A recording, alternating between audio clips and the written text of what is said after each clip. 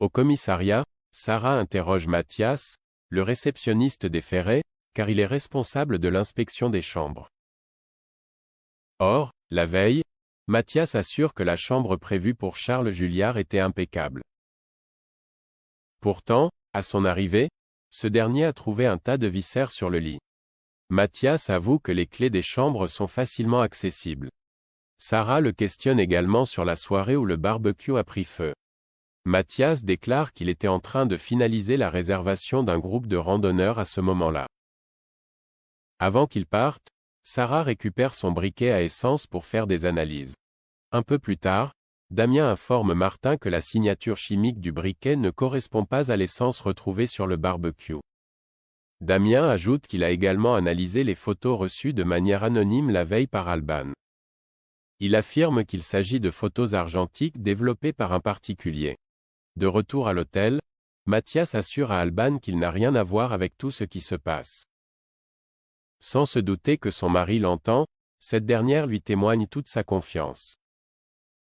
Michael les interrompt et ordonne sèchement à Mathias d'aller s'occuper des chambres. Il se tourne ensuite vers son épouse, lui demandant si elle le trompe avec le réceptionniste. Alban lui répète qu'il se fait des films. Au commissariat, Sarah interroge Victor.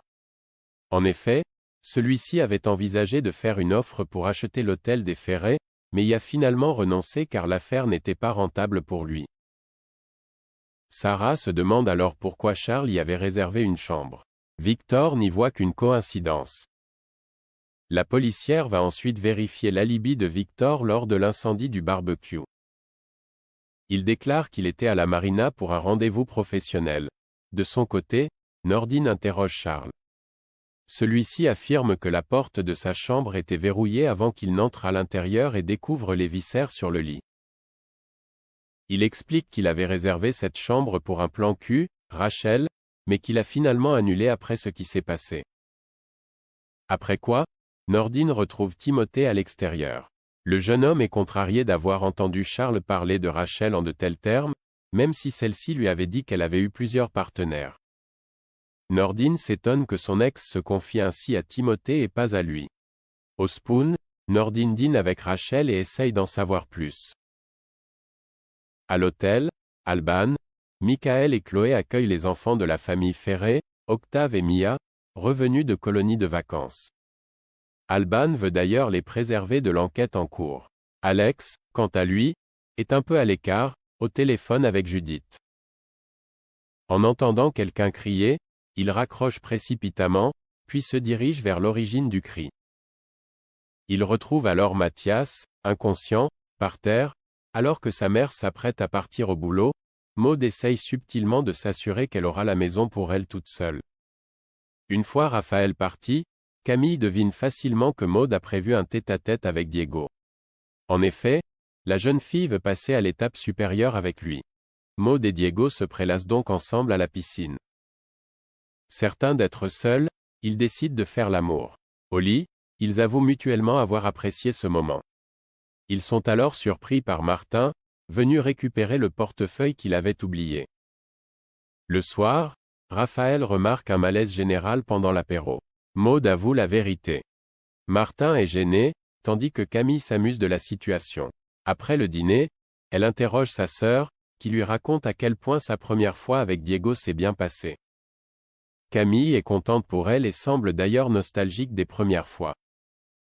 Au Little Spoon, Mona confie à Nathan et Valentine qu'elle a enfin découvert l'identité de son admirateur secret. Elle est convaincue qu'il s'agit d'Alain, le père de François. Toutefois, elle se demande pourquoi il n'a pas répondu à son commentaire sur Instagram. Nathan et Valentine se proposent d'écrire un message à sa place pour relancer la conversation. Grâce à eux, Mona et son admirateur se mettent d'accord sur un signal caliente. Au Spoon, Bar remarque que Mona a changé le plat du jour pour un chili con carne.